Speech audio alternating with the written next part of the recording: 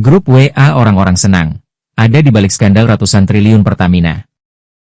Di balik megahnya gedung Pertamina, tersimpan sebuah skandal korupsi yang mengguncang negeri.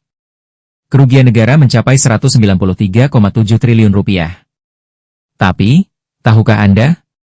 Di balik kasus ini, ada sebuah grup WhatsApp bernama Orang-orang Senang. Siapa mereka? Dan apa yang sebenarnya terjadi? Grup WhatsApp ini disebut-sebut menjadi ruang diskusi para tersangka korupsi tata kelola minyak mentah dan produk kilang Pertamina. 6 dari 9 tersangka yang ditetapkan Kejaksaan Agung, Kejagung, adalah pejabat tinggi di anak perusahaan Pertamina. Mereka diduga terlibat dalam praktik korupsi yang merugikan negara secara masif.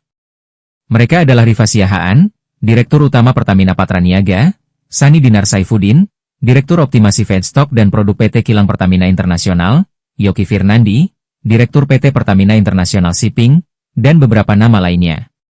Sementara dari pihak swasta, ada Muhammad Keri Andrianto Riza, Dimas Werhaspati, dan Gading Ramadan Joede. Kasus ini bermula dari praktik impor minyak mentah RON 90 yang dioplos menjadi RON 92, kemudian dijual dengan harga lebih tinggi. Padahal, kualitasnya tidak sesuai. Selama 5 tahun, ribuan kali impor dilakukan, dan negara pun menanggung kerugian triliunan rupiah.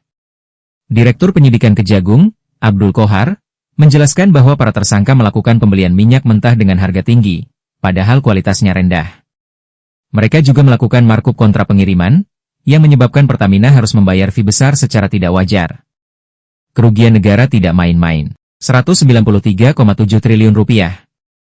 Angka yang sulit dibayangkan. Kerugian ini berasal dari 5 komponen utama, termasuk ekspor minyak mentah dalam negeri, impor melalui broker, dan pemberian subsidi yang tidak tepat. Perbuatan para tersangka ini melanggar sejumlah peraturan, termasuk Peraturan Menteri BUMN dan Undang-Undang Pemberantasan Tindak Pidana Korupsi. Mereka kini menghadapi tuntutan hukum yang berat. Kasus ini menjadi bukti bahwa korupsi masih menggerogoti tubuh negara. Grup WhatsApp, Orang-orang Senang, mungkin hanya sebuah nama, tapi dampaknya sungguh memilukan. Negara dan rakyatlah yang akhirnya menanggung beban. Ikuti terus informasi-informasi terkini lainnya di SIB News Network.